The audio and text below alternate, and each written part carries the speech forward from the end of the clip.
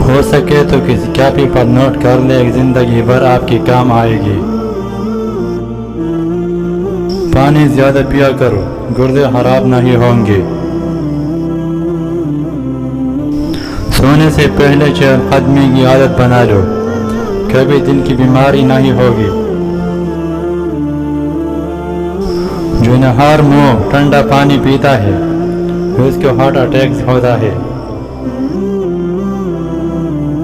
کڑوی چیزوں کے استعمال سے صحت اچھی رہتی ہے، اور زیادہ میٹھی چیزیں کھانے سے انسان موت کے قریب ہو جاتا ہے۔ غورت دار چینی کھائے، وزن کم ہو جائے گا۔ میٹھا زیادہ کھانے سے بڑھاپا جلدی آتا ہے۔ فارغ رہنے والے انسان کی جلد بہت جلدی ڈل جاتی ہے۔ دودھ گرم کر کے پینے سے ہڈیاں مضبوط ہوتی ہے۔ دودھ میں زیرہ ڈال کر پیو، آپ کا پیٹ کبھی باہر نہیں آئے گا۔ نہانے کے دوران اگر کان میں پانی چلا جائے اور جس کان میں پانی گیا ہو اسے اسی طرف جلا دے، پانی کان سے نکل جائے گا۔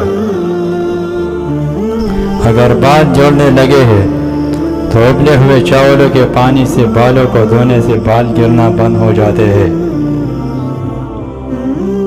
رات کے وقت چائے پی کر نہیں سونا چاہیے، اس سے آپ کا پیشاب کا انفیکشن ہو سکتا ہے۔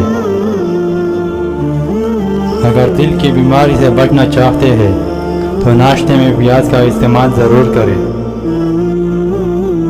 لہسن اور نمک دونوں کو مکس کر کے دانتوں پر لگاؤ، دانت دودھ جیسے سفید ہو جائے گی۔ بخار کے مریض کے لیے سیب سے بہتر کوئی چیز نہیں۔ ایسے گھر میں خوشیاں اور برکت کبھی نہیں آ سکتی جس گھر میں عورتوں کی بلند آواز گھر سے باہر جائے۔ سورج کی جانب منہ کر کے بیٹھنے سے بہت سی اندرونی بیماریاں پیدا ہوتی ہے۔